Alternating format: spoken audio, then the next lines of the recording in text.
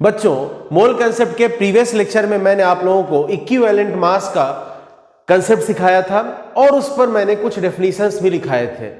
आज मैं आप लोगों को इक्विवेलेंट मास का एक और डेफिनेशन सिखाऊंगा और फिर हम लोग कुछ कंसेप्ट सीखेंगे और बाद में न्यूमेरिकल सॉल्व करेंगे। अभी मैं जो डेफिनेशन बताना चाहता हूं वो चार्ज पर बेस्ड है और आप सबको पता है कि चार्ज का जो फंडामेंटल या सबसे छोटा वैल्यू है वो इलेक्ट्रॉन के चार्ज के बराबर होता है और आप सबको पता है कि एक इलेक्ट्रॉन का चार्ज, अगर किसी ने बोला कि चार्ज ऑन 1 इलेक्ट्रॉन, तो आप सबको पता है कि वैल्यू कितना है 1.6 into 10⁻⁻19 coulomb.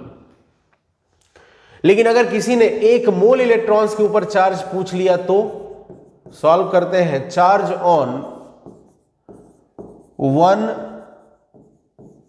Mole electrons, charge on 1 mole electrons, तो भाई एक इलेक्ट्रॉन का चार्ज 1.6 इंटू 10⁻⁻19 कूलम और हमें 1 मोल इलेक्ट्रॉन्स का चार्ज पता करना है। तो 1 मोल में कितने इलेक्ट्रॉन्स आएंगे? तो आंसर है सर 6.023 इंटू 10⁻23 इलेक्ट्रॉन्स आएंगे और एक इलेक्ट्रॉन का चार्ज है 1.6 इंटू 10⁻⁻19 कूलम, जो कि सॉल्व करने पर अप्रॉक्सीमेटली आता है 96500 कूलम, जिसे कहा जाता है 1 फैराडे। क्लियर हुआ? यहां पर ये जो वैल्यू है एक मोल इलेक्ट्रॉन की चार्ज की, वो 1 फैराडे होती है, एग्जैक्टली 1 फैराडे होती है, जिसका अप्रॉक्सीमेट वैल्यू 96500 कूलम होता है। मैं इसको ऐसा रिवर्स में लिख देता हूं ये वैल्यू आती है 1 फैराडे, जो कि अप्रॉक्सीमेटली होता है 96500 कूलम। अब इसी के बेसिस पर हम लोग यहां पर डेफिनेशन बनाएंगे इक्विवेलेंट मास का। चलिए कैसे डेफिनेशन क्रिएट करेंगे समझिएगा। मैंने आपको प्रीवियस लेक्चर में बोला था डेफिनेशन क्रिएट करिए, रट्टा मत मारिए। जैसे मान लीजिए मैंने यहां पर आपको दिया एल्यूमिनियम 3+ आयन, एल्यूमिनियम 3+ आयन दिया, इसका मैंने 1 मोल लिया। कितना मोल लिया मैंने? 1 मोल। तो 1 मोल के लिए अब आप इसको पहले मैं बैलेंस रिएक्शन लिख देता हूं एल्यूमिनियम आयन को न्यूट्रलाइज करने की। एल्यूमिनियम 3+ को अगर मैं 3 इलेक्ट्रॉन्स देता हूं तो ये एल्यूमिनियम में कन्वर्ट हो जाएगा। एल्यूमिनियम सॉलिड है। जरा ध्यान से समझिएगा, अगर मान लीजिए मैं इसका 1 मोल ले लेता हूं तो इलेक्ट्रॉन का कितना मोल हो जाएगा? 3 मोल हो जाएगा। 3 मोल इलेक्ट्रॉन पे चार्ज कितना आ जाएगा? 3 फैराडे चार्ज आ जाएगा। और 1 मोल एल्यूमिनियम आयन मतलब कितना हो जाएगा? 27 ग्राम। तो मैं क्या बोल सकता हूं कि 3 फैराडे चार्ज से कितना एल्यूमिनियम यहां पर डिस्चार्ज हो जाएगा। या फिर इधर की बात करें तो यहां पर 1 मोल एल्यूमिनियम मिला, मतलब कितना? 27 ग्राम एल्यूमिनियम मिला। तो मैं क्या बोल सकता हूं कि 3 फैराडे चार्ज से जो एल्यूमिनियम हमें मिलेगा वो कितना मिलेगा? 27 ग्राम मिलेगा। 27 ग्राम एल्यूमिनियम मिलेगा। तो 1 फैराडे चार्ज से कितना मिलेगा?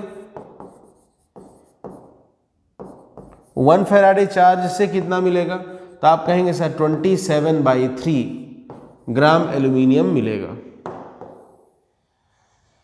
27/3 ग्राम एल्यूमिनियम मिलेगा। मतलब ये कितना हो गया? 9 ग्राम एल्यूमिनियम हो गया।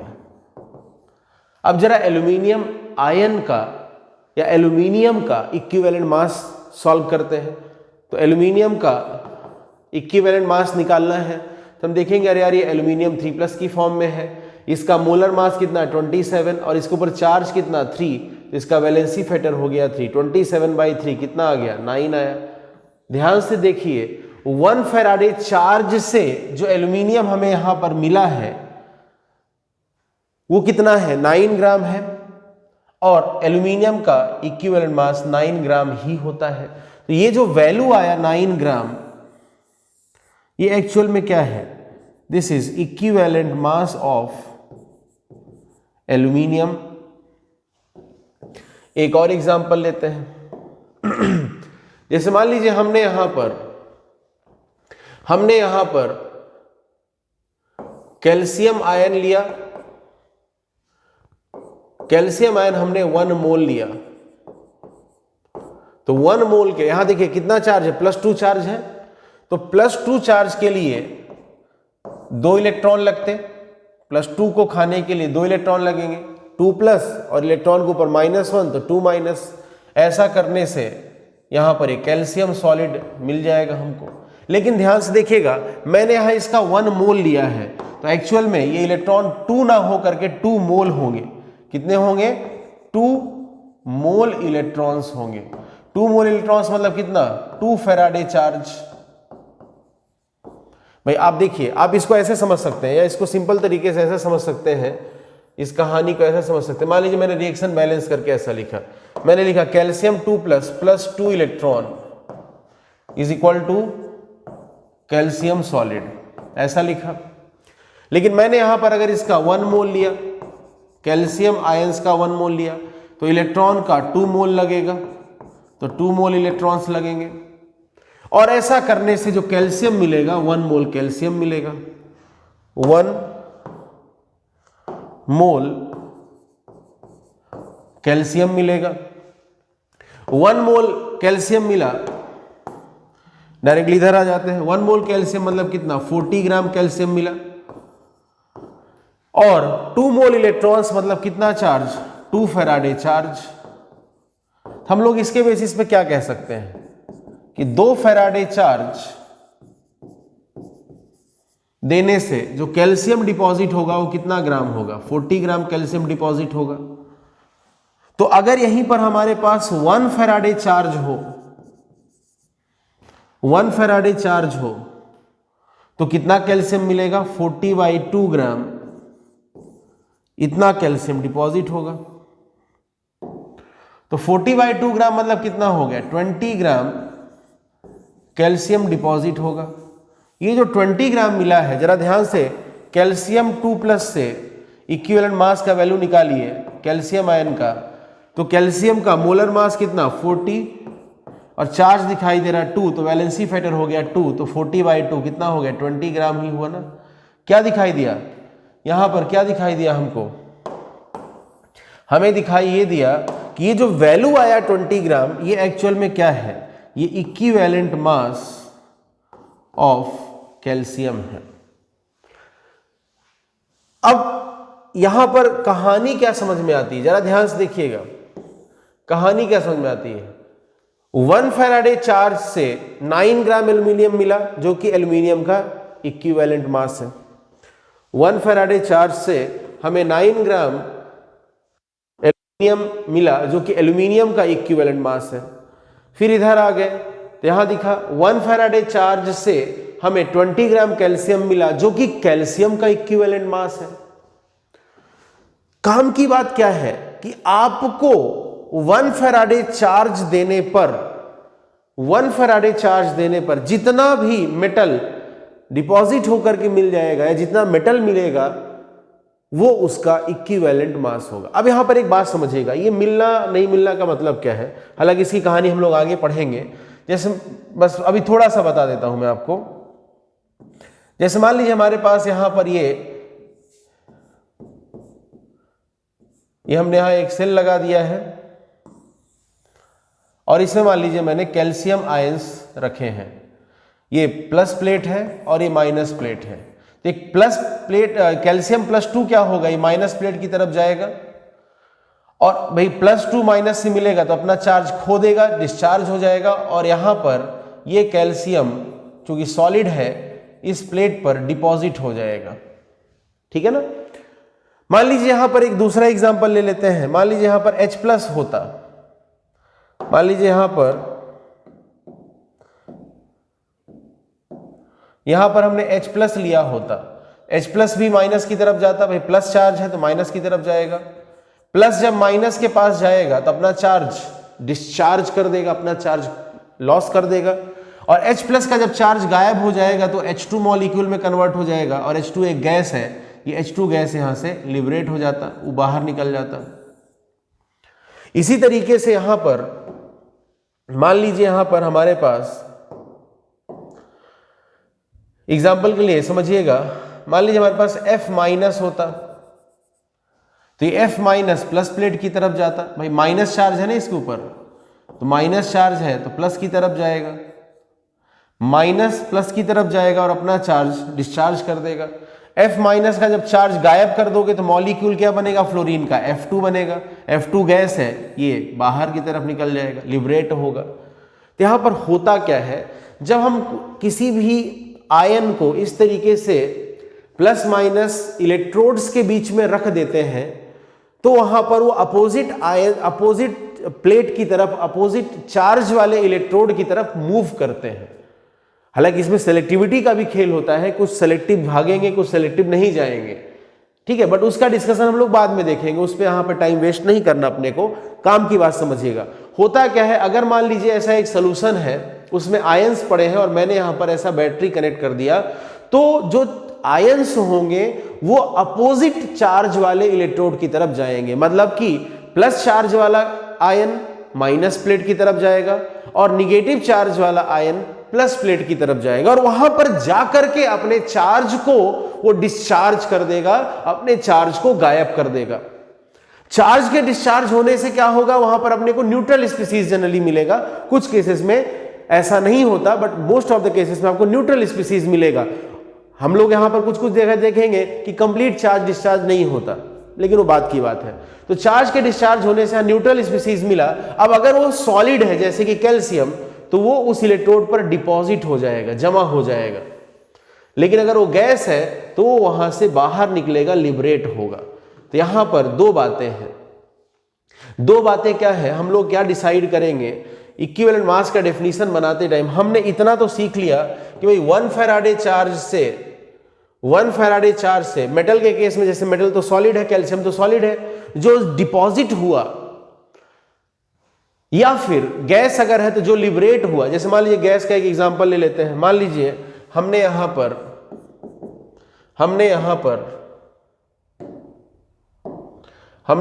F- ले लिया, 2F- इज इक्वल टू क्या हो जाएगा, F2 प्लस, F2 क्या है, गैस, F2 क्या है, gas, F2 gas plus 2 electron. जरा ध्यान से देखिए, मान लीजिए इसका हमने 1 मोल लिया, तो इलेक्ट्रॉन जरा ध्यान से देखिए, 2 मोल इलेक्ट्रॉन आएगा। 1 मोल मतलब इसका मास कितना, 38 ग्राम, और 2 मोल इलेक्ट्रॉन मतलब कितना, 2 फैराडे चार्ज। जरा कोरिलेट करिए, क्या दिखाई दे रहा है, 2 फैराडे चार्ज से कितना F2, 38 ग्राम F2 लिबरेट होगा, बाहर निकलेगा, गैस है इसलिए ऐसे एरो बना दिया। ये एरो का मतलब है F2 गैस बाहर निकलेगा, लिबरेट होगा। तो 1 फैराडे से कितना लिबरेट होगा,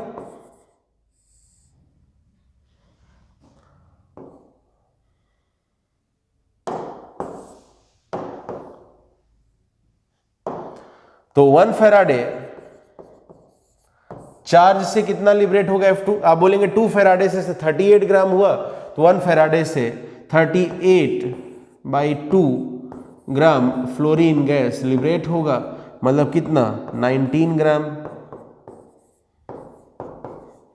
अब इस 19 ग्राम को जरा ध्यान से देखिए, ये है क्या, आप F- का इक्विवेलेंट मास निकालिए। आप क्या बोलेंगे, प्रीवियस लेक्चर में हम पढ़ चुके हैं, इसका मोलर मास कितना 19 और चार्ज कितना दिख रहा है 1, तो वैलेंसी फैक्टर 1, 19/1 कितना आ गया, 19 ग्राम ही तो आया। क्या दिखाई दे यहां पर कि 1 फैराडे चार्ज से, तो यहां पर जो दिखाई दिया वो है क्या, यहां पर जो दिखाई दिया ये है क्या, this is equivalent mass of fluorine F2। Previous lecture में मैंने क्लियर कर दिया था, F2 का इक्विवेलेंट मास और F- का इक्विवेलेंट मास सेम रहेगा, मोलर मास डिफरेंट होगा। पूरी कहानी में एक बात कॉमन है, क्या कॉमन है, जब 1 फैराडे चार्ज होता है, तो जितना भी ग्राम किसी भी मटेरियल का लिबरेट हो, जैसे गैस है तो बाहर निकलेगा, लिबरेट होगा, या फिर डिपॉजिट हो, जैसे कि मेटल है तो डिपॉजिट होगा, वो उसका इक्विवेलेंट मास होगा। आप ऐसा नहीं बोल सकते डिपॉजिट ही होगा और आप ऐसा भी नहीं बोल सकते लिबरेट ही होगा। अगर सॉलिड है तो उस इलेक्ट्रोड पे जाकर के वो जमा हो जाएगा, डिपॉजिट हो जाएगा, लेकिन अगर गैस है तो वहां से बाहर निकल जाएगा, लिबरेट होगा। यहां पर काम की बात क्या है कि 1 फैराडे चार्ज से, आप 3 एग्जांपल देख चुके, तीनों से एक कहानी क्लियर है कि 1 फैराडे चार्ज से जितना भी ग्राम किसी भी मेटल का डिपॉजिट, या मेटल के केस में डिपॉजिट और गैसेस के केस में लिबरेट, तो सिंपल बात करें किसी भी एलिमेंट का जितना भी अमाउंट, जितनी भी मास डिपॉजिट या लिबरेट होगी वो उसका इक्विवेलेंट मास हो जाएगी। तो यहां पर काम की बात क्या है। अच्छा, 1 फैराडे को आप और कैसे लिख सकते हैं, तो मैंने आज के लेक्चर के बिगिनिंग में ही क्या बोला, 1 फैराडे एक्चुअल में क्या है, 1 Faraday is the charge on 1 mole of electrons.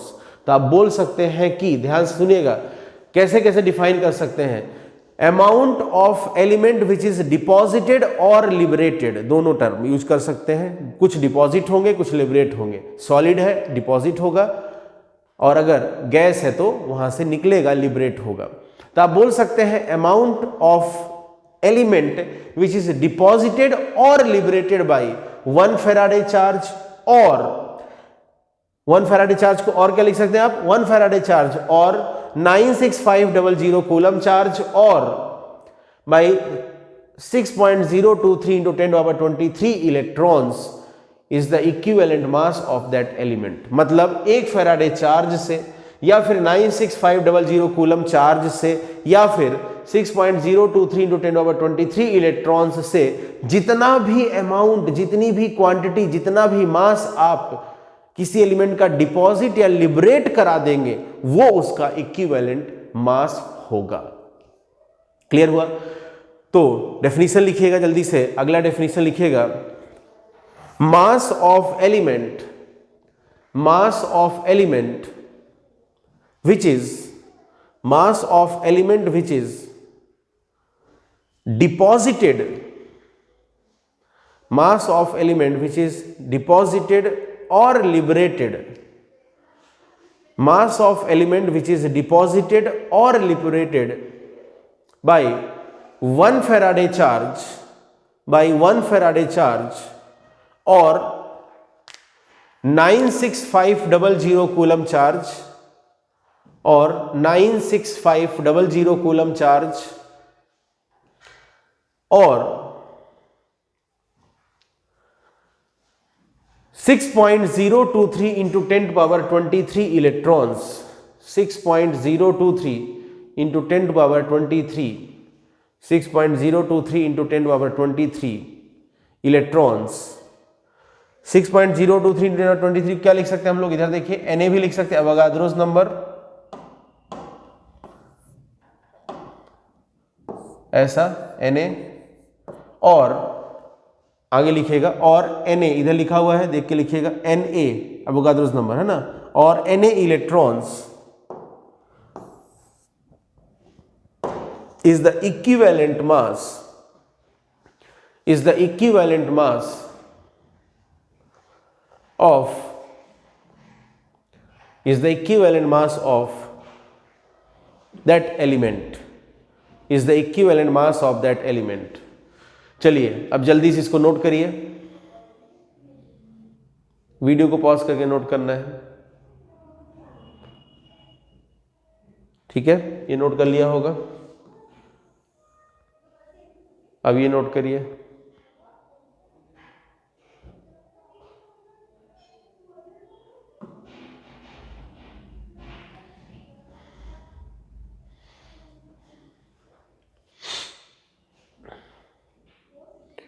अब ये नोट करिए,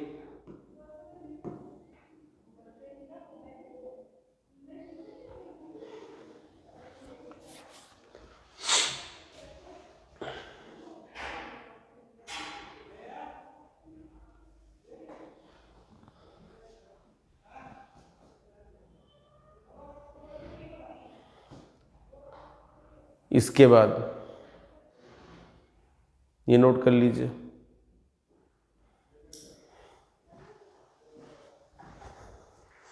वीडियो को पॉज करके नोट करते जाना है।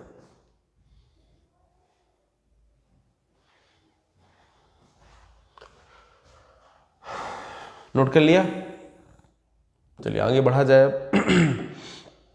अब देखिए इक्विवेलेंट मास में एक और इंपॉर्टेंट बात देखिएगा। जैसे मान लीजिए आपसे बोला जाए, मान लीजिए हमने एल्यूमिनियम सल्फेट लिया। एल्यूमिनियम सल्फेट का फॉर्मूला सबको पता होगा, aluminium sulphate Al2SO4 whole thrice, ये एल्यूमिनियम सल्फेट है, सबको पता है formula.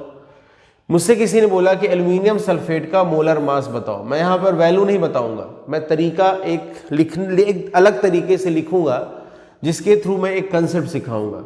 Molar mass of aluminium sulphate,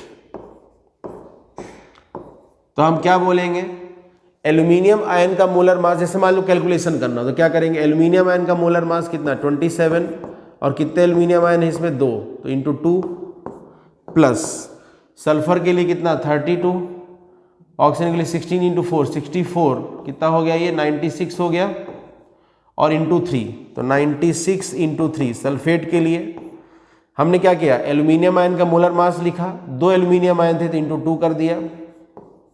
molar mass के लिए ध्यान रखिएगा, SO4 का मास निकाला 32 प्लस 64 96 लिखा, और 3 सल्फेट थे इसलिए इंटू 3 कर दिया, और टोटल सम कर देंगे तो हम बोलेंगे एल्यूमिनियम सल्फेट का मोलर मास आ गया। ठीक है, अब मैं यहां पर ये डेटा लिखूंगा नहीं, मैं यहां पर इस डेटा को समझाऊंगा, ध्यान से देखिएगा। मेरे से किसी ने बोला कि एल्यूमिनियम सल्फेट का मोलर मास लिखो, तो मैं क्या बोलूंगा, molar mass of aluminium ion Al3 plus का मास, टोटल एल्यूमिनियम आयन कितने हैं इसके 1 मोल के अंदर, आप बोलोगे सर 2 एल्यूमिनियम आयन है, तो इंटू 2 करूंगा। मतलब देखिए molar mass of aluminium ion into 2, सीधी सी बात है, एल्यूमिनियम आयन का मोलर मास इंटू 2 करूंगा तो ये एल्यूमिनियम के लिए मास आ जाएगा, टोटल मास आ जाएगा इस 1 मोल के अंदर। ऐसे ही क्या करूंगा, सल्फेट का मोलर मास निकालूंगा, ऐसे ही क्या करूंगा, सल्फेट का मोलर मास निकालूंगा, तो लिखूंगा molar mass of sulphate ion, और टोटल सल्फेट आयन कितने 3, तो इंटू 3 कर दूंगा। इस तरीके से मुझे इस एल्यूमिनियम सल्फेट का मोलर मास का वैल्यू मिल जाएगा। मैंने अभी जो लिखा है कुछ खतरनाक बात मैंने नहीं लिखी है, लेकिन इसके आगे जब हम कुछ नया सॉल्व करेंगे तो बात खतरनाक हो जाएगी। कैसे, ध्यान से देखिएगा। यहीं पर आपसे किसी ने बोला इक्विवेलेंट मास लिखिए, आप लिखिए इक्विवेलेंट मास ऑफ एल्यूमिनियम, आप लिखिए equivalent mass of aluminium sulphate. बहुत ध्यान से कंसेप्ट सीखिएगा। तो आप क्या बोलेंगे, ध्यान से देखिएगा। आप बोलेंगे पहले ऐसा करो कि इस पूरे का मोलर मास निकाल लो,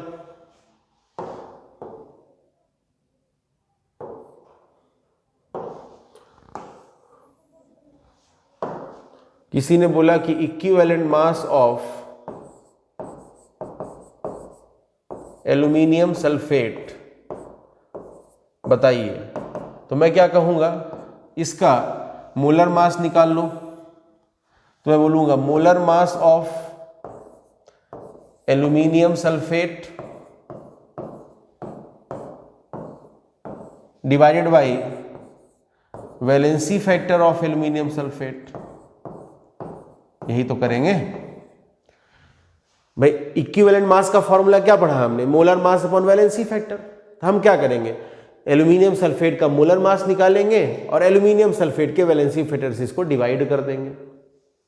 ठीक है, यहां तक तो कोई तकलीफ नहीं। बात आता है सर इसका वैलेंसी फैक्टर कैसे निकालें, तो valency factor of aluminium sulphate, ये आपको कंसेप्ट पहले सिखाया जा चुका है।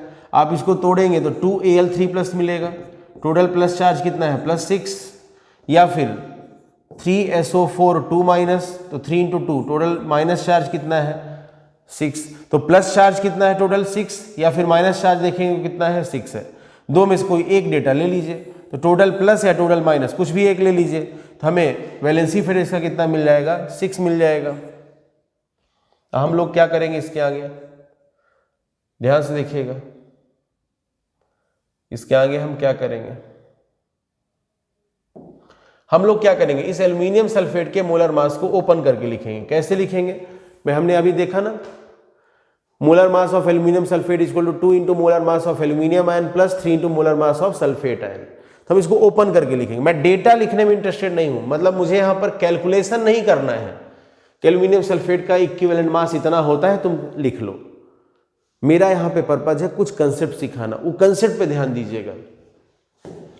तो मैं यहां लिखूंगा, ध्यान से देखिएगा, मुझे molar mass of aluminium sulphate लिखना है divide by valency factor of aluminium sulphate लिखना है। तो मैं कैसे लिखता हूं, ध्यान से देखिएगा, मैं लिखूंगा यहां पर equivalent mass of aluminium sulphate is equal to, molar mass कैसे लिखूंगा इसका, 2 into molar mass of aluminium ion plus 3 into molar mass of sulphate ion divide by valency factor कितना मिला था, 6। अब थोड़ा सा आगे और सॉल्व करेंगे तो हमको एक कंसेप्ट पता है, a plus b divide by c हो तो हम इसको क्या लिख सकते हैं, a upon c plus b upon c. पता है कि नहीं, a plus b divide by c equal to a by c plus b by c, ये सबको पता है। तो यहां पर इसको देखिए, ये a हो गया मेरे लिए, ये हो गया b और ये हो गया c। तो a plus b upon c equal to a upon c plus b upon c. तो वही करूंगा, तो 2 into molar mass of aluminium ion divide by 6 plus 3 into molar mass of sulphate ion divide by 6। अब जरा ध्यान से देखिए, यहां पर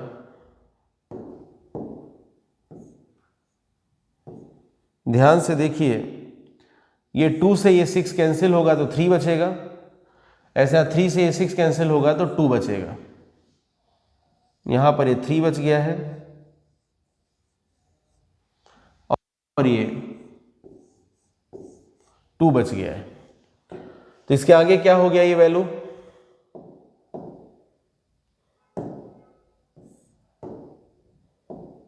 ये वैल्यू कितना हो गया इसके आगे, W ऑफ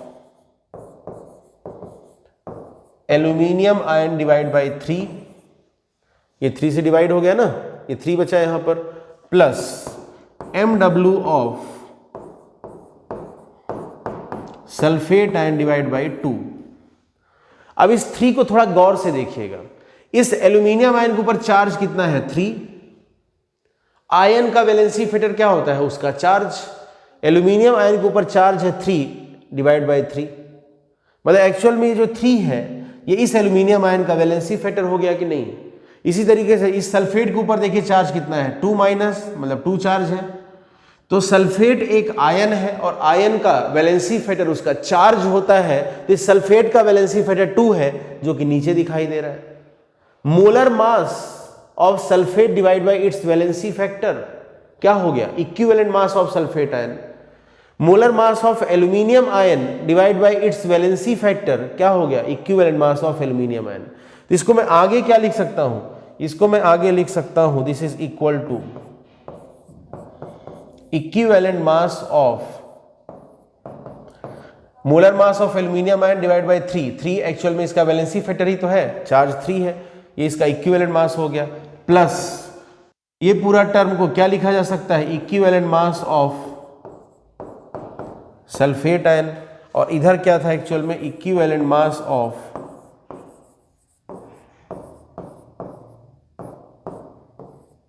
एल्यूमिनियम सल्फेट।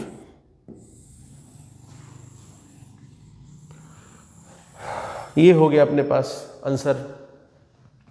मैं कैलकुलेशन भी कर सकता था, वैल्यू बता सकता था, बट पर्पस ध्यान से सुनिएगा, मोलर मास और इक्विवेलेंट मास में डिफरेंस समझिएगा। जब आपको मोलर मास सॉल्व करना होता है, ध्यान से देखिएगा, पहले मोलर मास पे ध्यान दीजिए, ये देखिए,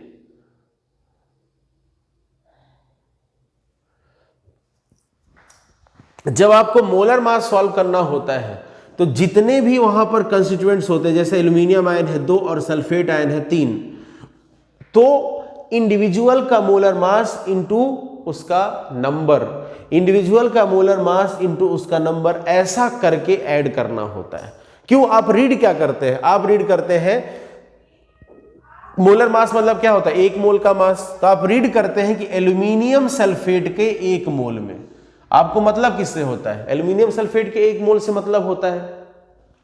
अगर आप मोलर मास सॉल्व कर रहे हैं तो आप बोलते हैं कि भैया एल्यूमिनियम सल्फेट के 1 मोल में, एल्यूमिनियम सल्फेट के 1 मोल में 2 मोल एल्यूमिनियम आयन और 3 मोल सल्फेट आयन है। आप रीड क्या कर रहे होते हैं कि एल्यूमिनियम सल्फेट के 1 मोल में 2 मोल एल्यूमिनियम आयंस और 3 मोल सल्फेट आयंस हैं, और 1 मोल एल्यूमिनियम आयन का मास उसका मोलर मास है, लेकिन यहां तो 2 मोल एल्यूमिनियम आयन है। इस एल्यूमिनियम सल्फेट के 1 मोल के अंदर तो इंटू 2 कर दिया। और सल्फेट आयन के मोल्स कितने हैं? सल्फेट आयंस के मोल्स यहां पर है, और 1 मोल सल्फेट आयन का मास मतलब कि मोलर मास MW लिख दिया यहां पर। तो एक्चुअल में आप यहां पर यह कैलकुलेशन कर रहे होते हैं कि एल्यूमिनियम सल्फेट के 1 मोल के अंदर एल्यूमिनियम आयन का 2 मोल और सल्फेट आयन का 3 मोल है। तो काम की बात क्या है कि जब आप मोलर मास सॉल्व कर रहे होते हैं तो जितना भी यहां पर इसका नंबर है, जैसे यहां पर 2 मोल एल्यूमिनियम आयन है तो यहां पर 2 से मल्टीप्लाई करना पड़ा, 3 मोल सल्फेट आयन है तो यहां पर 3 से मल्टीप्लाई करना पड़ा मोलर मास के केस में। लेकिन जब हम इक्विवेलेंट मास सॉल्व किए, न्यूमेरिकली सॉल्व किया, मैंने कुछ ऐसा रटने की नहीं बोला कि इसको रट्टा मार लो, मैंने रटने की कोई बात नहीं करी, मैंने आपको न्यूमेरिकली प्रूफ करके दिखाया है। इक्विवेलेंट मास के केस में क्या दिखाई दे रहा है? एल्यूमिनियम आयन 2 है, सल्फेट आयन 3 है, लेकिन जब इक्विवेलेंट मास सॉल्व कर रहे होते हैं तो सिर्फ इंडिविजुअल के इक्विवेलेंट मासेस को लिख करके सम करना होता है, उसका नंबर कितना है उससे कोई मतलब नहीं है। 2 एल्यूमिनियम आयन है, 2 मोल एल्यूमिनियम आयन है, तो 2 मोल, मोल टर्म मोलर मास में जरूरी होगा ना। 3 मोल सल्फेट आयन है, मोलर मास में जरूरी होगा। अभी आप मोलर मास सॉल्व कर रहे हो, इक्विवेलेंट मास, सर हम तो इक्विवेलेंट मास सॉल्व कर रहे हैं। तो अगर आप इक्विवेलेंट मास सॉल्व कर रहे हो, ध्यान से सुनना, अगर आप इक्विवेलेंट मास सॉल्व कर रहे हो तो कोई मतलब नहीं है कि यहां पर एल्यूमिनियम आयन का 2 मोल है और सल्फेट आयन का 3 मोल है। आप इसके नाम में ही आंसर है, ये 2 मोल है एल्यूमिनियम आयन और 3 मोल है सल्फेट आयन। लेकिन आप सॉल्व क्या कर रहे हो? मोलर मास सॉल्व कर रहे हो क्या? नहीं सर, हम सॉल्व कर रहे हैं इक्विवेलेंट मास। और अगर आप इक्विवेलेंट मास सॉल्व कर रहे हैं, अगर आप इक्विवेलेंट मास सॉल्व कर रहे हैं तो फिर एल्यूमिनियम आयन का कितना मोल, सल्फेट आयन का कितना मोल, उससे हमको कोई लेना देना नहीं होना चाहिए।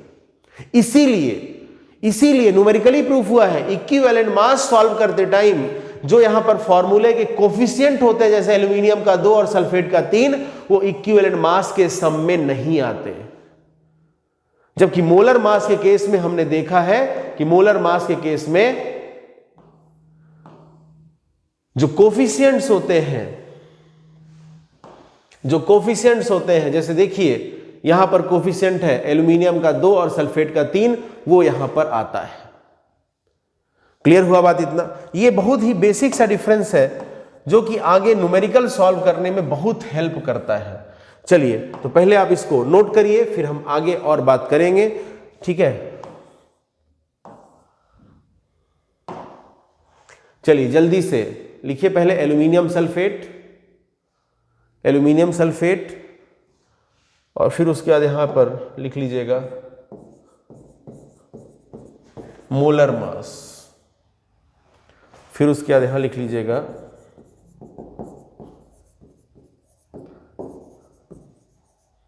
Equivalent mass. चलिए एल्यूमिनियम सल्फेट हेडिंग लिखिए, मोलर मास का फॉर्मूला वीडियो को पॉज करके नोट करना है।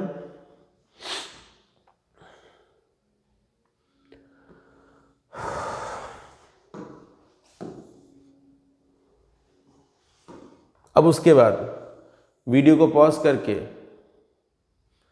इक्विवेलेंट मास लिखते जाइए, जल्दी से जैसा दिख रहा है वैसा लिखते जाइए फटाक से, तूफान की रफ्तार से नोट करिए, वीडियो पॉज करके नोट करिए।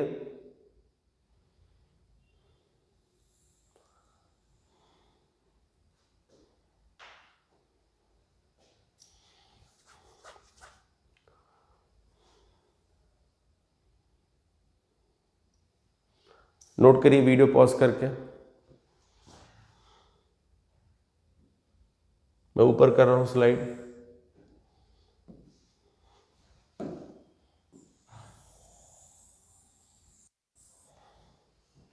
अब इसे नोट कर लीजिए।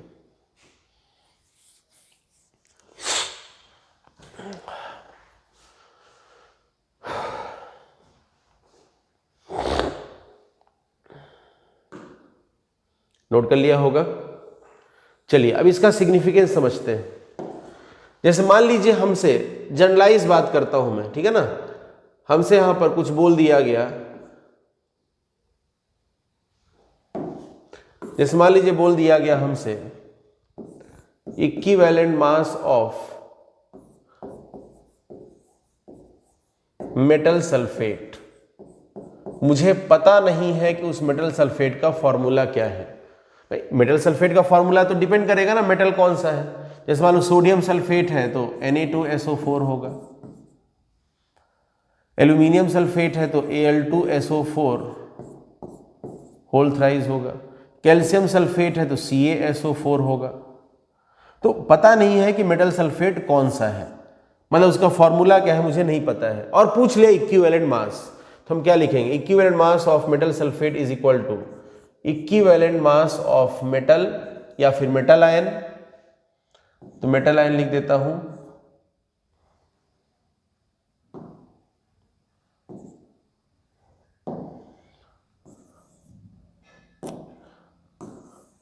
तो मैं क्या लिखूंगा इसको, equal to equivalent mass of metal ion, अब पता नहीं है कि मेटल आयन कौन सा है, plus equivalent mass of sulphate ion. Formula पता होने की कोई जरूरत ही नहीं है, लेकिन मोलर मास अगर पता करना तो फॉर्मूला पता होना चाहिए। क्यों? क्योंकि मोलर मास के केस में मुझे लिखना पड़ता molar mass of metal ion into कितने मेटल आयन है पता नहीं, वो लिखना पड़ता, plus molar mass of sulphate ion into कितने सल्फेट आयन है वो लिखना पड़ता। ये दो चीजें मिसिंग है जब तक कि फॉर्मूला पता ना हो।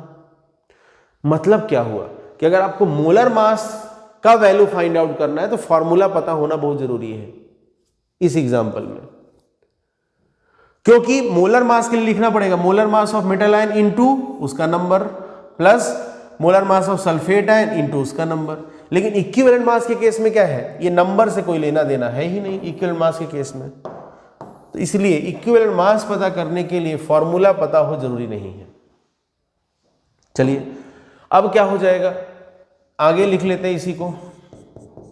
हम लिख सकते हैं equivalent mass of metal ion plus sulphate ion का इक्विवेलेंट मास तो हम निकाल भी सकते ना। कैसे? इसका मोलर मास निकालो तो सल्फर 32, ऑक्सीजन 4 है तो 64, कितना हो गया ये 96, मोलर मास हो गया इसका 96, और इसके ऊपर चार्ज कितना है 2, तो वैलेंसी फैक्टर हो गया 2, 96/2 कितना आ गया 48। तो आप यहां पर इसमें इस जगह पर लिख सकते हैं +48। कई बार क्या होता है बुक्स में ऐसा लिखा हुआ मिलेगा equivalent mass of metal sulphate is equal to equivalent mass of metal ion +48, और लोग रट्टा मारते हैं, इसको याद कर लेंगे। जरूरत ही नहीं है, क्या जरूरत है रटने की, लॉजिकली सॉल्व कर लेंगे। और कंसेप्ट का यही तो फायदा है कि कुछ भी बोलेगा तो सॉल्व कर लेंगे। जैसे मान लीजिए अगला एग्जांपल लेता हूं, आपसे बोला equivalent mass of metal oxide, तो क्या करें, लिखेंगे equivalent mass of metal ion plus equivalent mass of oxide ion. ये क्या हो जा रहा है, plus equivalent mass of oxide ion. इसको आगे क्या लिख सकते हैं हम लोग, equivalent mass of metal ion plus oxide ion का कैसे निकालोगे इक्विवेलेंट मास, बोलोगे सर ऑक्साइड आयन है ना, एक ऑक्सीजन है, मोलर मास हो जाएगा 16 और वैलेंसी फेटर है 2, चार्ज है इसका 2, इसलिए वैलेंसी फेटर 2, तो 16/2 कितना 8। आंसर आ गया ना, ग्राम में आंसर आ गया। रटने की जरूरत है क्या? नहीं। जैसे मान लीजिए अगला कुछ और दे दिया, मान लीजिए एग्जामिनर ने बोल दिया equivalent mass of metal carbonate, तो क्या लिखोगे? This is equal to equivalent mass of metal ion, equivalent mass of metal ion plus equivalent mass of carbonate ion. लिख लिया? अब इसको आगे क्या लिख सकते हो आप? Equivalent mass of metal ion plus carbonate ion का फॉर्मूला जानते हो, CO3 होता है, इसे पहले पढ़ चुके हैं अपन। तो इसका इक्विवेलेंट मास निकाल लो, तो क्या हो जाएगा? कार्बन के लिए 12, मोलर मास निकाल रहे हैं पहले, है ना। कार्बन के लिए 12, 3 ऑक्सीजन है, कितना 48, तो मोलर मास हो गया यहां पर इसका 12 + 48 60, तो मोलर मास हो गया कार्बोनेट का 60। चार्ज इसका 2 है तो वैलेंसी फेटर हो गया 2, 60/2 कितना हो गया 30। इसका मतलब यहां पर इसका इक्विवेलेंट मास क्या हो गया 30। रटने की जरूरत नहीं ना, सॉल्व कर सकते अपन, क्यों रट्टा मारे।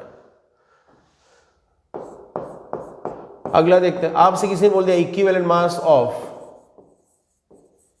मेटल क्लोराइड, तो आप क्या बोलेंगे? This is equal to equivalent mass of metal ion plus equivalent mass of chloride ion. अब क्लोराइड आयन क्या होता है? Cl-। ठीक है, तो इसको आगे क्या लिख सकते हैं? Equivalent mass of metal ion plus Cl का मोलर मास कितना 35.5 और -1 इसका वैलेंसी फेटर, तो सॉरी चार्ज इसका -1 तो वैलेंसी फेटर हो गया 1, तो molar mass 35.5 divided by valency Fetter 1, तो इक्विवेलेंट मास क्या आ गया 35.5। तो यहां पर लिख देंगे प्लस 35.5। बोले कुछ रटने की जरूरत है क्या? कोई जरूरत नहीं, लॉजिक से सॉल्व हो जाएगा। कुछ भी बोले एग्जामिनर, कितना भी कहानी बनाता रहे, हमको कंसेप्ट आता है, हम सॉल्व कर लेंगे। एक और ले लेते हैं, आपसे बोल दिया equivalent mass of metal peroxide, equivalent mass of metal peroxide, तो क्या हो जाएगा? This is equal to equivalent mass of metal ion plus equivalent mass of peroxide ion. अब पेरोक्साइड आयन क्या होता है? पेरोक्साइड आयन होता है O2 2-, तो क्या हो जाएगा यहां पर? This is equal to equivalent mass of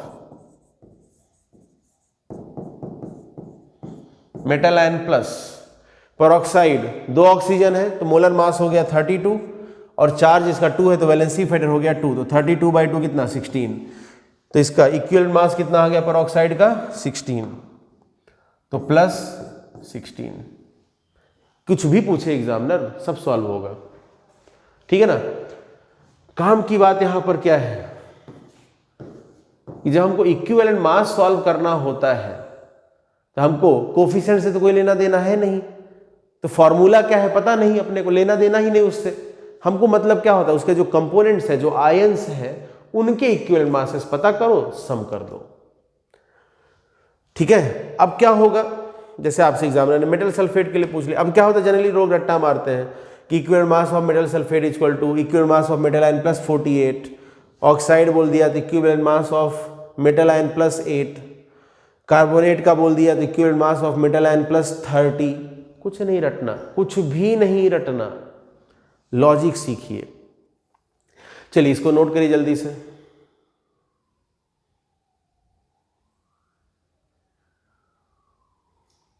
जल्दी से नोट करिए, वीडियो पॉज करके नोट करिए। मेटल सल्फेट मेटल ऑक्साइड दिख रहा है, नोट करिए।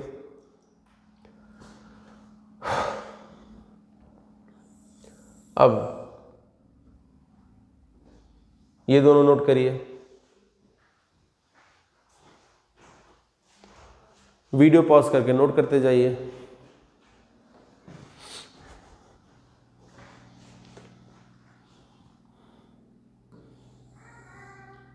अब पेरोक्साइड वाला भी नोट कर लीजिए।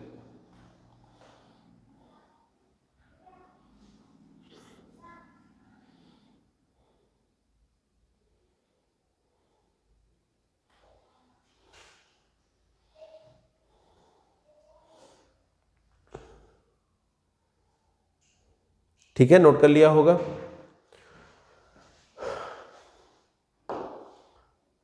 अब कुछ क्वेश्चन सॉल्व कर लेते हैं। ये क्वेश्चन आपके सामने है।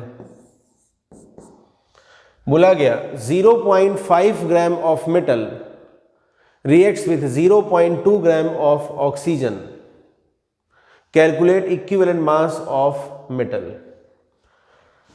एग्जाम जब देने जाएंगे तो इस हिसाब से देने जाएंगे कि हमने कुछ भी रट्टा नहीं मारा है। थोड़ा पानी पी लो फिर समझाता हूं, तब तक आप क्वेश्चन पढ़िए एक बार या फिर लिख लीजिए जल्दी से।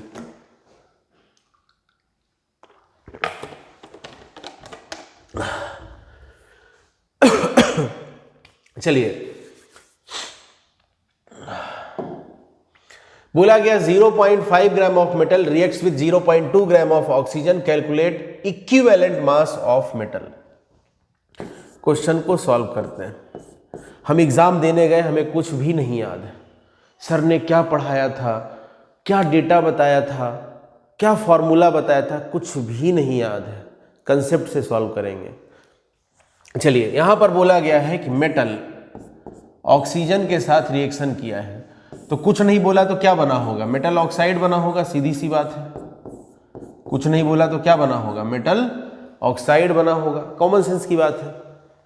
मेटल कितना लिया यहां पर? 0.5 gram, reacts with 0.2 gram of oxygen, तो ऑक्सीजन कितना है? 0.2 ग्राम। और बताना क्या है? बताना है आपको इक्विवेलेंट मास ऑफ मेटल। भूल गया डेफिनेशन? कोई दिक्कत नहीं, सोचेंगे हम। हमें यहां पर मिल क्या रहा है? ऑक्साइड। कुछ नहीं बोला तो मैंने प्रीवियस लेक्चर में सिखाया था कि कुछ भी नहीं बोला हो तो आप वो केस लीजिएगा जो मोस्ट कॉमन है। तो मेटल के केस में क्या बनेगा? ऑक्साइड ही बनेगा। कॉमन, मोस्ट कॉमनली तो ऑक्साइड ही बनेगा। तो ऑक्साइड मतलब क्या होगा? ऑक्सीजन के ऊपर 2 माइनस। इस ऑक्साइड का इक्विवेलेंट मास कितना होगा? 16/2। 16/2 कितना? 8 ग्राम। हो गया डेफिनेशन तैयार। तैयार हो गया डेफिनेशन। क्या तैयार हुआ डेफिनेशन? कि मेटल का वो मास जो 8 ग्राम ऑक्सीजन से रिएक्शन करेगा, वो उस मेटल का इक्विवेलेंट मास हो जाएगा। तुरंत डेफिनेशन क्रिएट हो गया। मैंने आपको क्या सिखाया था प्रीवियस लेक्चर में? डेफिनेशन क्रिएट करना सीखिए, रटना मत सीखिए। तो मैं लिख देता हूं फिर भी आपकी सहूलियत के लिए, यहां पर लिख देता हूं, बार बार नहीं लिखूंगा। आप लिखेंगे मास ऑफ, क्या हो गया, चल भाई इधर, हाँ, आप बोलेंगे mass of sorry, mass of metal which reacts with 8 grams of oxygen is the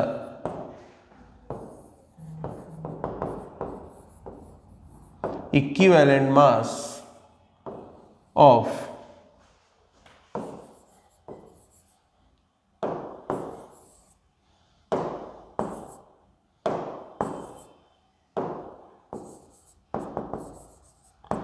is the equivalent mass of that metal।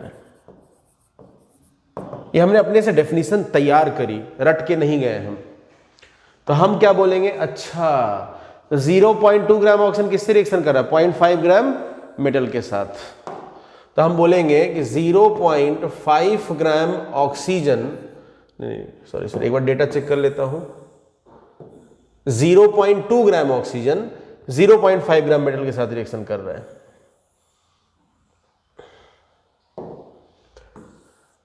क्या बोला गया, 0.2 ग्राम ऑक्सीजन 0.5 ग्राम मेटल के साथ रिएक्शन कर रहा है। तो 1 ग्राम ऑक्सीजन कितने ग्राम मेटल के साथ रिएक्शन करेगा, तो 0.5/2 0.5 डिवाइडेड बाय 0.2 ग्राम मेटल के साथ रिएक्शन करेगा। लेकिन हमें ऑक्सीजन कितना चाहिए, 8 ग्राम चाहिए, तो हम बोलेंगे तो 8 ग्राम ऑक्सीजन के साथ कितना मेटल रिएक्शन करेगा, 5/2 मल्टीप्लाइड बाई 8, इतना मेटल के साथ रिएक्शन करेगा। वो तो बचपन वाला काम है, 1 रुपए में इतना चॉकलेट मिलता है तो 8 रुपए में कितना चॉकलेट मिलेगा, सॉल्व करते थे ना क्वेश्चन ऐसे हम लोग। 1 रुपए में कोई इतना मिलता है तो 10 रुपए में कितना मिलेगा, 5 रुपए में कितना मिलेगा, 8 रुपए में कितना मिलेगा, ऐसा तो बचपन वाला काम है। तो यहां पर हमने बोला भाई 0.2 ग्राम ऑक्सीजन 0.5 ग्राम मेटल के साथ रिएक्शन किया, तो 1 ग्राम 0.5/0.2 5/2 हो गया, इतने ग्राम मेटल के साथ रिएक्शन किया। इक्विवेलेंट मास पता करने के लिए 8 ग्राम ऑक्सीजन लेना पड़ेगा, तो 8 ग्राम ऑक्सीजन के साथ कितना मेटल रिएक्शन करेगा, 5/2 × 8 कितना हो गया, 2 × 8/2 4 4 × 5 कितना 20, ये कितना आ गया 20 ग्राम मेटल आया। ये जो वैल्यू आया ये मेटल का वो मास है, ये जो वैल्यू आया मेटल का वो मास है जो 8 ग्राम ऑक्सीजन के साथ रिएक्शन कर रहा है। यही क्या हो जाएगा अपना, ये क्या हो जाएगा, this is equivalent mass of metal, और इस क्या हो जाएगा अपना आंसर हो जाएगा। कितना इजी क्वेश्चन था। अगला क्वेश्चन देखते हैं। बोला गया 0 पॉइंट, ये क्वेश्चन है, आप पे क्यों लिख देता हूं मैं, 0.2 gram of oxygen reacts with metal to form 0.9 gram of metal oxide. 0.2 gram of oxygen reacts with metal to form 0.9 gram of metal oxide. यहां तो बोल भी दिया, बहुत अच्छी बात है कि 0.9 ग्राम मेटल ऑक्साइड बन रहा है। पिछले वाले केस में तो बताया ही नहीं था। पिछले वाला क्वेश्चन को देखिए, प्रीवियस क्वेश्चन को देखिए। प्रीवियस क्वेश्चन में सिर्फ इतना बोला था कि 0.5 gram of metal reacts with 0.2 gram of oxygen, calculate equivalent mass of metal. कुछ नहीं बोला कि बना क्या, मेटल ऑक्सीजन की रिएक्शन से बना क्या, मतलब मेटल ऑक्साइड बना कि मेटल पर ऑक्साइड का फॉर्मेशन हुआ या मेटल सुपर ऑक्साइड बना। तो ये प्रीवियस लेक्चर में सिखा चुका हूं आपको। कुछ नहीं बोला गया हो तो मोस्ट कॉमन केस क्या होगा, ऑक्साइड बनेगा। ठीक है, चलिए। तो यहां पर जबकि इस क्वेश्चन में तो बहुत अच्छी बात है, एग्जामिनर बोल रहा है कि 0.2 gram of oxygen reacts with metal to form 0.9 gram of metal oxide बोल रहा है। चलिए अब सॉल्व करते हैं क्वेश्चन को। कभी भी क्वेश्चन में बहुत ध्यान से पढ़ना होता है, क्योंकि छोटी सी मिस्टेक भारी पड़ जाती है कई बार। चलिए सॉल्व करते हैं क्वेश्चन को। सॉल्यूशन, ऑक्सीजन कितना 0.2 ग्राम, ऑक्सीजन कितना 0.2 gram reacts with metal to form 0.9 gram of metal oxide. Metal के साथ रिएक्शन किया। ध्यान से पढ़िए डेटा, क्या बोल रहा है, 0.9 ग्राम ऑफ मेटल ऑक्साइड। 0.9 ग्राम किसका मास दिया, मेटल का या मेटल ऑक्साइड का? सर मेटल ऑक्साइड का दिया, इक्वल टू मेटल ऑक्साइड। ये कितना है, ये 0.9 ग्राम है। टोटल ऑफ मास कंजर्वेशन तो आप जानते हैं, लेफ्ट का जितना मास है उतना राइट का मास होना चाहिए। टोटल मास कंजर्व होना चाहिए किसी भी केमिकल रिएक्शन के अंदर। तो यहां पर 0.2 ग्राम ऑक्सीजन ने मेटल के साथ रिएक्शन किया और बोला गया है 0.9 gram of metal oxide. Metal oxide बना है 0.9 ग्राम। तो सोचिए मेटल कितना रहा होगा। यहां पर हम एज्यूम करके चल रहे हैं कि पूरा रिएक्टेंट 100% कंज्यूम हो गया है। ये एजम्पशन पे ही क्वेश्चन सॉल्व हो रहा होगा। तो आप बोलिएगा यहां पर कि अच्छा मेटल ऑक्साइड 0.9 ग्राम है, और यहाँ पे ऑक्सीजन तो 0.2 ग्राम था, तो बाकी 0.7 ग्राम कहाँ से आया भाई? 0.9 में से 0.2 गया तो बचा कितना? 0.7 ग्राम किसका रहा होगा? मेटल का रहा होगा। तो मेटल एक्चुअल में कितना रहा होगा? 0.9 माइनस 0.2 इज इक्वल टू 0.7 ग्राम। बहुत से बच्चे क्या करते हैं, पढ़ते ही नहीं क्वेश्चन को, अच्छे से पढ़ने का टाइम ही नहीं रहता बहुत से लोगों के पास, जल्दीबाजी में रहते हैं। ठीक है, बहुत से लोग जल्दीबाजी में रहते हैं, जल्दी पेपर खत्म करके सो जाएंगे, मजा आ जाएगा, है ना। तो बहुत से लोग पढ़ते नहीं, बस अच्छा ठीक है 0.2 ग्राम क्या ऑक्सीजन, अच्छा 0.9 ग्राम क्या मेटल, आगे पढ़ाई नहीं कि मेटल ऑक्साइड लिखा है, अच्छा 0.2 ग्राम ऑक्सीजन 0.9 ग्राम मेटल, सॉल्व कर दिए, कैलकुलेशन कर दिए, और ऑप्शन में वो मिल गया जो तुम्हारा कैलकुलेशन बता रहा है। फिर तो कॉन्फिडेंस 7वें आसमान पर, टिक मारे आगे बढ़ गए, पता चला कि -1 मिल गया। क्वेश्चन को प्रॉपरली रीड करना बहुत जरूरी है भाई।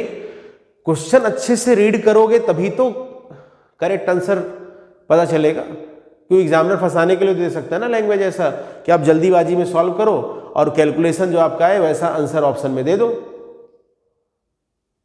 क्योंकि एग्जामिनर ये कसम तो खा के नहीं बैठा कि नहीं बेटा हम तुमको इजी क्वेश्चन देंगे, है ना। क्वेश्चन पूछ लेंगे कि बताओ यहाँ पर मेटल का इक्विवेलेंट मास कितना है, एक किसी ऑप्शन में मास लिख देंगे और 3 ऑप्शन में कुछ और लिख देंगे, करीना, कैटरीना, शाहरुख खान। ऐसा तो होगा नहीं, वहाँ तो ऑप्शन में मास ही रहेगा। तो थोड़ा सा ध्यान से पढ़ना है। कुल मिला के बात इतनी, जल्दीबाजी में नहीं रहना है।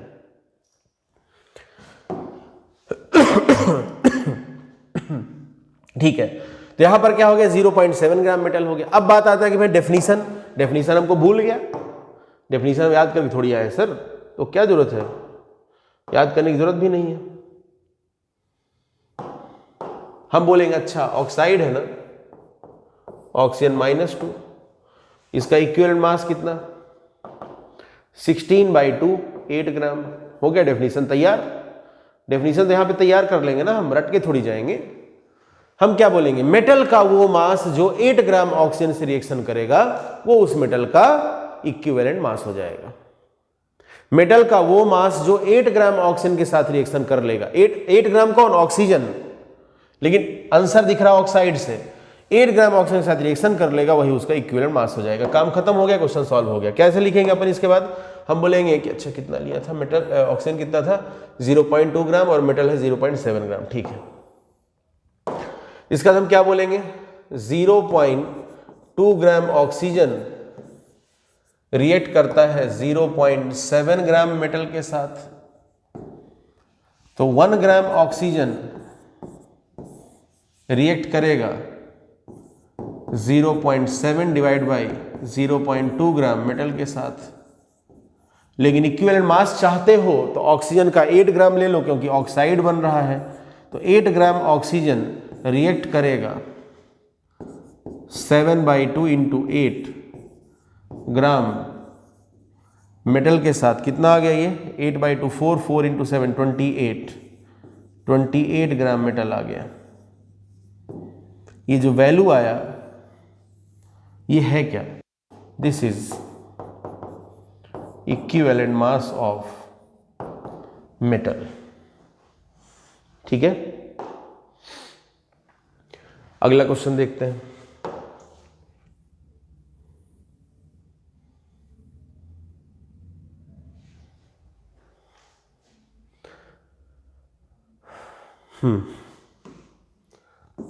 क्वेश्चन यहां बोला गया है 0.1 gram of oxygen reacts with metal to form 0.5 gram of metal पर oxide. Calculate equivalent mass of, calculate equivalent mass of. First question यहां पर देखिए, यहां 2 क्वेश्चन है, यहां पर ये फर्स्ट क्वेश्चन है, नहीं दिख रहा होगा इसको थोड़ा सा मैं,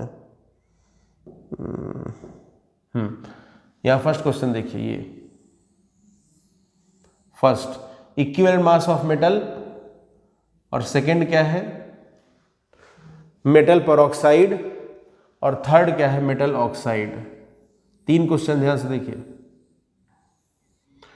बोला गया है 0.1 gram of oxygen reacts with metal to form 0.5 gram of metal पर ऑक्साइड। क्लियरली बोल दिया मेटल पर ऑक्साइड। तो फिर मोस्ट कॉमन केस नहीं चलेगा, जब बोला एग्जामिनर ने कि मेटल पेरोक्साइड बनेगा तो मेटल पेरोक्साइड ही बनेगा फिर। तो 0.1 gram of oxygen reacts with metal to form 0.5 gram of metal peroxide. Calculate equivalent mass of first metal, second metal peroxide, third metal oxide.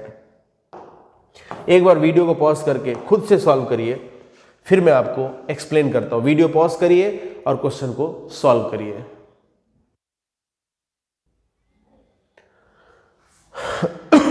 चलिए तो सॉल्व कर लिया जाए। सॉरी चलिए सॉल्व करते हैं। क्वेश्चन को साइड में ले जाते हैं। हाँ भाई तू इधर चल, बहुत बढ़िया। सॉल्यूशन बोला गया है ऑक्सीजन लिया गया, मेटल के साथ रिएक्शन किया और जो बना वो इस बार क्या है, मेटल पेरोक्साइड। ऑक्सीजन कितना है 0.1 ग्राम, मेटल पता नहीं, मेटल पेरोक्साइड है 0.5 ग्राम। तो फिर मेटल कितना रहा होगा, सॉल्व कर लोगे क्या? ऑक्सीजन है 0.1 ग्राम, मेटल पेरोक्साइड है 0.5 ग्राम, तो ये कितना रहा होगा 0.5 माइनस 0.1, 0.4 ग्राम रहा होगा। 0.4 ग्राम, इसको ऐसे लिख देता हूँ, बाद में रिवीजन करोगे तो तुमको इजी जाएगा। 0.5 माइनस 0.1 इक्वल टू 0.4 ग्राम। अब आपसे क्या क्या पूछा है, मेटल का, मेटल पेरोक्साइड का और मेटल ऑक्साइड का इक्विवेलेंट मास। सबसे पहले तो हमें डेफिनेशन तैयार करना पड़ेगा। सबसे पहले तो डेफिनेशन तैयार करना पड़ेगा। यहां पर ध्यान दें कि पेरोक्साइड बन रहा है, तो पेरोक्साइड क्या होता है O2 2 माइनस, और इसका इक्विवेलेंट मास क्या होगा, पेरोक्साइड का मास कितना, 2 ऑक्सीजन है ना पेरोक्साइड के अंदर, तो 32,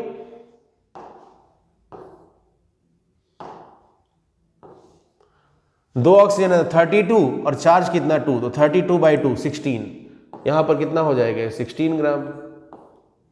एक्चुअल यूनिट होता है 16 ग्राम पर इक्विवेलेंट। ठीक है, अपन 16 ग्राम लिख देते हैं, चलता है। यहां पर पेरोक्साइड बना है, काम की बात क्या, यहां पर क्या बना है पेरोक्साइड। बहुत से लोग क्या करते हैं, रटा रटाए रखते हैं, अच्छा ऑक्सीजन दिख जाए ना 8 ग्राम के हिसाब से सॉल्व कर लो। 8 ग्राम के हिसाब से तब सॉल्व कर लो जब ऑक्साइड बन रहा हो या फिर एग्जामिनर ने कुछ बताया ना हो। लेकिन अगर एग्जामिनर बोल रहा है कि पेरोक्साइड बन रहा है तो फिर पेरोक्साइड के अकॉर्डिंग सॉल्व करोगे।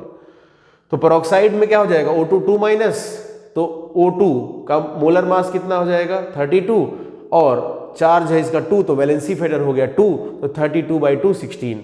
इसका इक्विवेलेंट मास है पेरोक्साइड का 16 ग्राम। तब हमारी डेफिनेशन चेंज हो जाएगी। हम डेफिनेशन क्या लिखेंगे, मैं लिख देता हूं ताकि रिवीजन करते टाइम इजी रहे। हम लिखेंगे mass of metal which reacts with 16 gram of oxygen, 16 gram of oxygen to form, लेकिन यहां स्पेसिफाई करना पड़ेगा, to form metal peroxide, to form metal peroxide is the equivalent mass of that metal। मैंने क्या बोला, यहां बताना पड़ेगा आपको कि मेटल पेरोक्साइड के लिए हम पढ़ रहे हैं, ऑक्साइड के केस में नहीं बताना पड़ता। नहीं बोला गया तो अंडरस्टूड होता है कि ऑक्साइड बन रहा होगा। ठीक है, अब हम क्या देखेंगे, हम ये देखेंगे कि 0.1 ग्राम ऑक्सीजन 0.4 ग्राम मेटल के साथ रिएक्शन कर रहा है। हम क्या देखेंगे कि हम देखेंगे कि 0.1 ग्राम ऑक्सीजन 0.4 ग्राम मेटल के साथ रिएक्शन कर रहा है। और हमें अब कितने ग्राम ऑक्सीजन के साथ रिएक्शन कराना है, पेरोक्साइड बन रहा है ना, तो 16 ग्राम के साथ रिएक्शन कराना पड़ेगा इक्विवेलेंट मास को पता करने के लिए। तो पहले निकाल लेते हैं 1 ग्राम में कितना, तो 1 ग्राम अगर ऑक्सीजन होगा तो 0.1 ग्राम के लिए 0.4, तो 1 ग्राम के लिए कितना 4 ग्राम मेटल रिएक्शन करेगा, 4 ग्राम मेटल रिएक्शन करेगा। हमें कितना ग्राम लेना पड़ेगा ऑक्सीजन इस बार 16 ग्राम, तो हम बोलेंगे 16 ग्राम ऑक्सीजन रिएक्शन करेगा किससे 4 × 16 इतने ग्राम मेटल से, कितना हो जाएगा ये 64 ग्राम। 64 ग्राम यहां पर क्या आ गया मेटल। ये जो आया है ये क्या है, this is equivalent mass of metal. अब फर्स्ट में क्या पूछा था, फर्स्ट में पूछा था मेटल का इक्विवेलेंट मास, तो equivalent mass of metal is equal to कितना आया, अभी हमने सॉल्व किया ना, कितना आया था 64। Equivalent mass of metal is equal to कितना 64 ग्राम। सेकंड में क्या पूछा था देख लेते हैं एक बार, सेकंड में क्या था, सेकंड में मेटल पेरोक्साइड का इक्विवेलेंट मास, और थर्ड में था मेटल ऑक्साइड। ठीक है, सेकंड में पूछा था मेटल, फिर भूल गया, सेकंड में क्या था मेटल पेरोक्साइड। सेकंड में आपसे पूछा था मेटल पेरोक्साइड का equivalent mass, equivalent mass of metal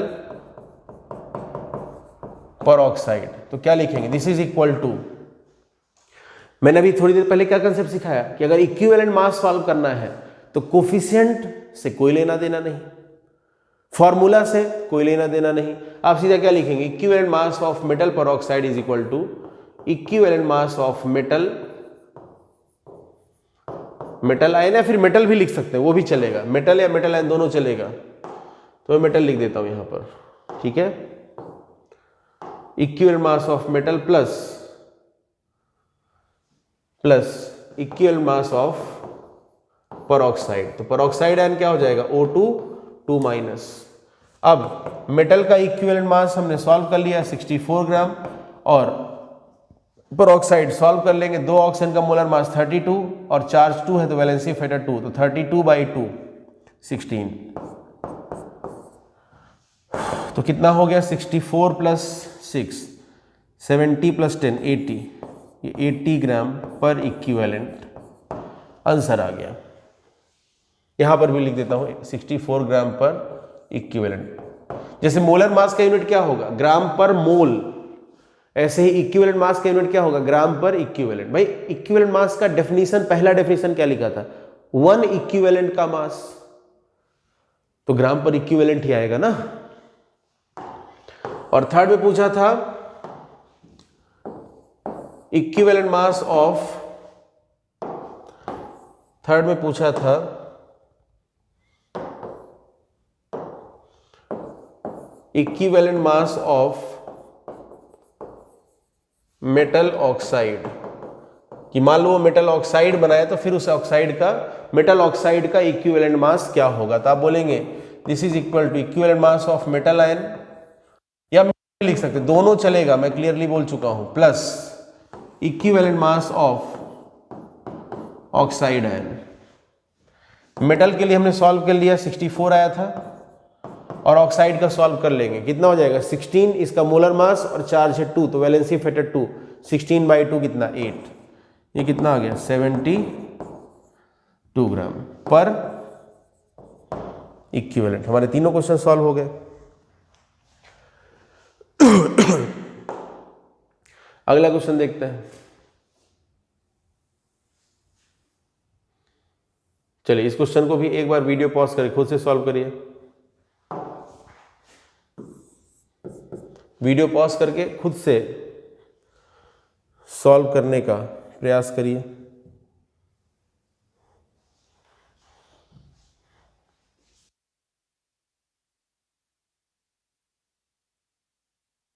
चलिए अब मैं सॉल्व कर दूं, चलो इधर आ जाओ।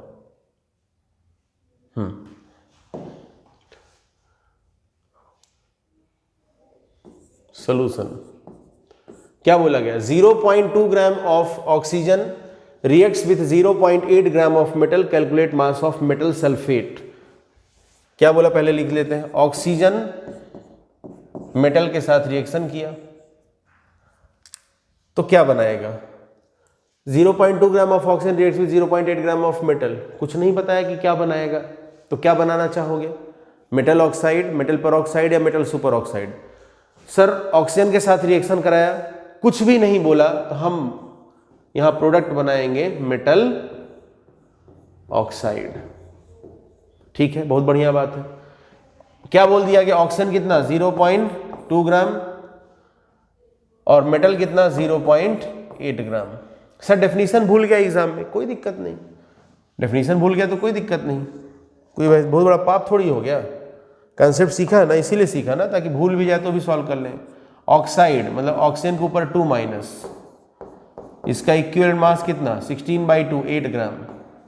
8 ग्राम पर इक्विवेलेंट। ठीक है, अंडरस्टूड है, हो गया काम खत्म। अब डेफिनेशन भी तैयार हो गया ना। 8 ग्राम ऑक्सीजन के साथ 8 ग्राम ऑक्सीजन के साथ जितना भी मेटल रिएक्शन कर लेगा वो उस मेटल का इक्विवेलेंट मास हो जाएगा। सर हम मेटल का इक्विवेलेंट मास क्यों सॉल्व कर रहे हैं? हमसे तो पूछा था mass calculate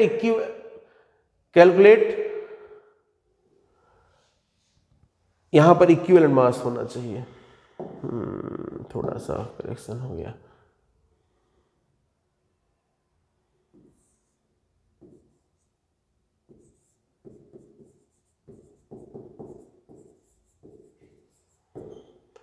calculate equivalent mass of metal sulphate.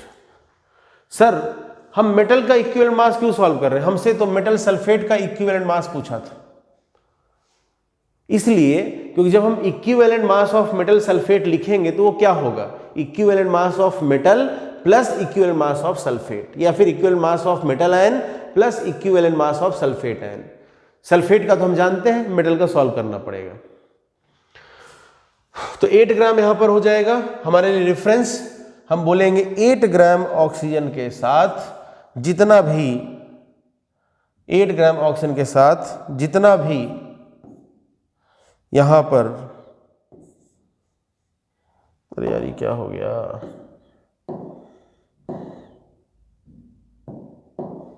हम बोलेंगे 8 ग्राम ऑक्साइड है ना, तो 8 ग्राम ऑक्सीजन के साथ जितना भी मेटल रिएक्शन कर लेगा वही उसका इक्विवेलेंट मास हो जाएगा।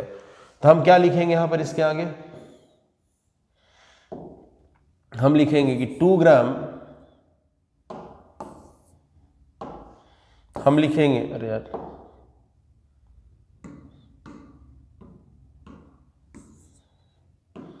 हम लिखेंगे 0.2 ग्राम ऑक्सीजन रिएक्शन किया 0.8 ग्राम मेटल के साथ, मेटल का हम लिख देते हैं।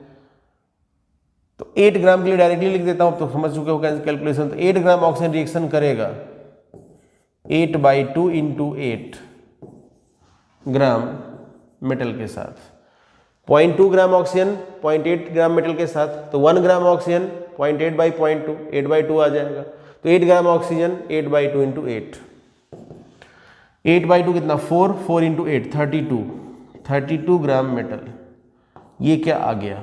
8 ग्राम ऑक्सीजन के साथ जितना भी मेटल रिएक्शन किया, मतलब यहाँ पर 32 ग्राम, ये क्या हो गया? इक्विवेलेंट मास ऑफ मेटल, या फिर मेटल आयन भी कह सकते हो, दोनों चलेगा। अब हमसे तो पूछा था किसका मास, इक्विवेलेंट मास किसका पूछा था? मेटल सल्फेट का। तो हम क्या लिख देंगे? Equivalent mass of metal sulphate. Metal sulphate का इक्विवेलेंट मास बताने के लिए इसका फॉर्मूला जानना जरूरी है क्या? नहीं सर, अगर मोलर मास पूछा होता तो फॉर्मूला लगता, इक्विवेलेंट मास को फॉर्मूला नहीं चाहिए। तो equivalent mass of metal sulphate is equal to equivalent mass of metal, या फिर मेटल आयन लिखोगे तो भी चलेगा, plus equivalent mass of sulphate. अब मैं जल्दी जल्दी लिख रहा हूं एग्जाम के पॉइंट ऑफ व्यू से। मेटल के लिए हमने सॉल्व किया, कितना आया? 32 आया।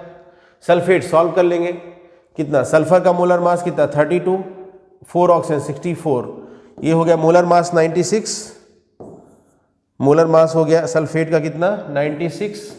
और इसके ऊपर चार्ज कितना है 2, तो वैलेंसी फैक्टर हो गया 2। 96/2 कितना 48, तो प्लस 48 कितना हो गया 80 ग्राम पर इक्विवेलेंट। ये हो गया सॉल्व क्वेश्चन, कितना इजी था। चलिए अब हम यहां पर क्वेश्चंस पहले नोट कर लेते हैं, फिर देखेंगे अगर टाइम रहेगा तो आगे पढ़ेंगे। चलिए इस क्वेश्चन को नोट करिए, वीडियो पॉज करके जल्दी से, वीडियो पॉज करके इस क्वेश्चन को नोट करिए।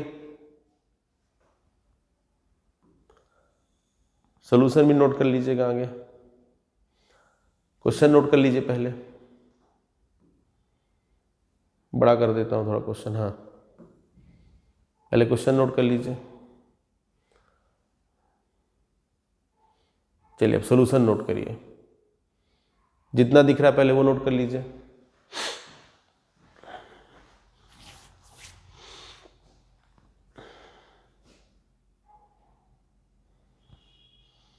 अब ये नोट कर लीजिए।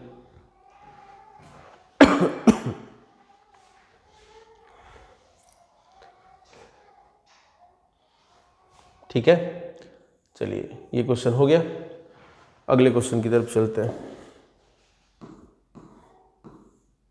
क्वेश्चन नोट करिए जल्दी से, वीडियो पॉज करके नोट करिए क्वेश्चन।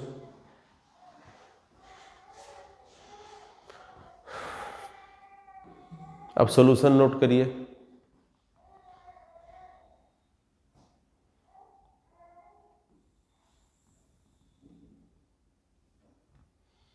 एक बार सॉल्यूशन फिर से दिखा देता हूं, ये नोट करिए और अब ये नोट करिए। वीडियो पॉज करके नोट करते जाना है। अगला क्वेश्चन देखते हैं।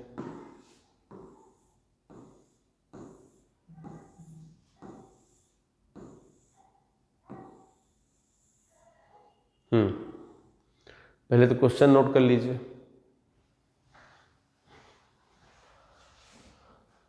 पहले तो क्वेश्चन नोट करिए।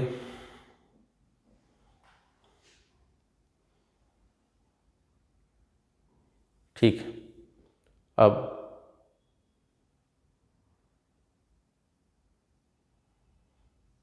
सॉल्यूशन नोट करिए। वीडियो पॉज करके नोट करना है, ध्यान रखिएगा।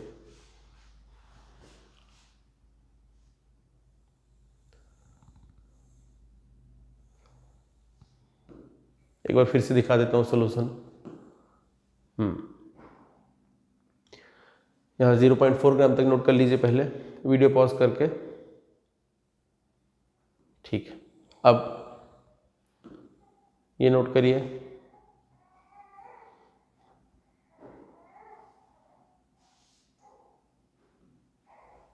और ये नोट करिए और लास्ट में भी ये नोट कर लीजिए। इतना नोट करिए, पहले वीडियो पॉज करके नोट करिए।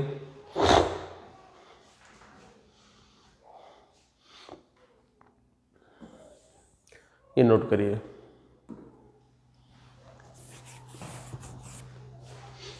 ठीक है, ये क्वेश्चन सॉल्व करते हैं, सॉरी नोट करते हैं। इस क्वेश्चन को नोट करते टाइम थोड़ा सा करेक्शन का ध्यान रखिएगा। यहाँ पर है calculate equivalent mass of metal sulphate, यहाँ इक्विवेलेंट है तो करेक्शन का ध्यान रखिएगा। नोट करिए क्वेश्चन पहले, सॉल्यूशन नोट करिए। अगर क्वेश्चन नहीं नोट किया एक बार फिर दिखा देता हूं। क्वेश्चन पहले नोट करिए वीडियो पॉज करके।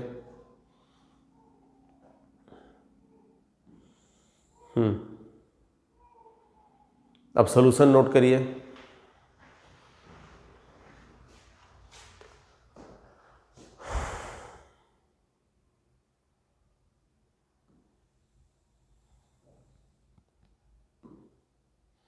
और ये नोट कर लीजिए।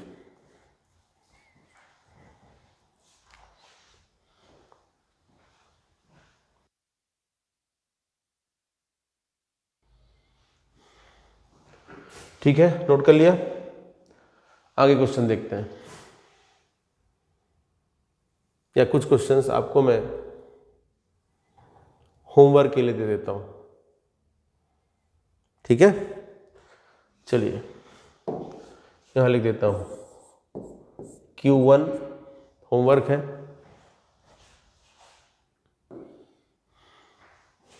वीडियो पॉज करके नोट कर लीजिए क्वेश्चन पहले।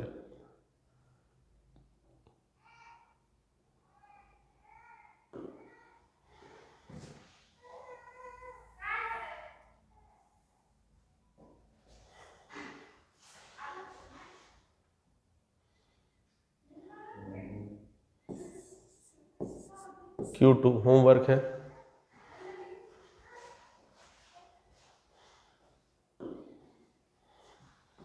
वीडियो पॉज करके नोट कर लीजिएगा Q2।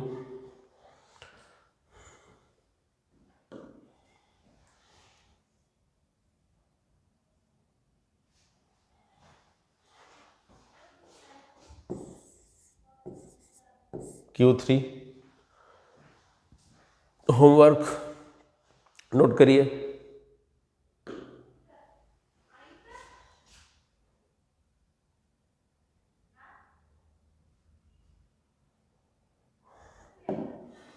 ठीक है, ये Q1 Q2 Q3 आपके लिए होमवर्क है।